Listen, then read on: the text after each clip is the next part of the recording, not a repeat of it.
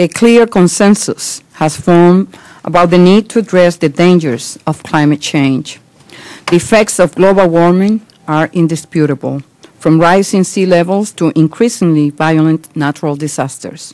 Repercussions like these will be disastrous, not only in terms of human suffering, but also for our global economy. Across the country, America's small businesses are stepping up to help address this problem. Today, the Chicago Climate Exchange boasts 3,500 members and trades $9 million worth of carbon offsets. That is enough to mitigate annual emissions for 320,000 cars. Entrepreneurs and family farmers are pioneering innovative ways to reduce carbon in the atmosphere.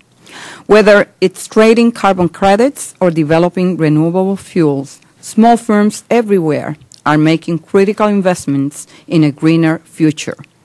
If it's done right, reducing greenhouse gas emissions will mean more opportunities for our small business economy. As legislation to address climate change goes forward, we need to make sure that the final proposal not only protects our environment, but creates jobs. Properly constructed legislation will result in a win-win. It will expand small business jobs while protecting the planet. Despite these opportunities, some businesses understandably worry about the expense of addressing climate change. And of course, it is important that entrepreneurs not be unfairly burdened as we transition to a carbon-constrained economy. Let's not forget, small businesses are some of the largest energy consumers, so we need to carefully consider how capping carbon emissions will affect them. In grappling with these issues, one thing has become clear. The only option not on the table is doing nothing. For better or worse, the EPA's recent decision to classify carbon dioxide as a dangerous pollutant means that it will now be regulated under the Clean Air Act.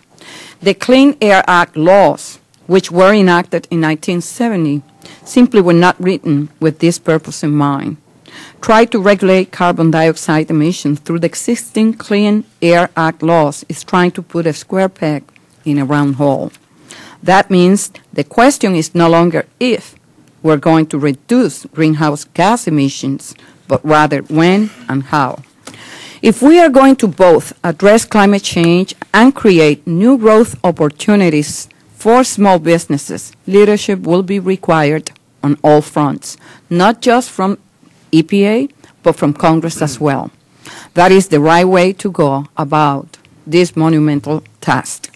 The panel before us today can testify about some of the ways in which small businesses and family farmers are pioneering the green revolution. I look forward to hearing about their experiences in the growing field.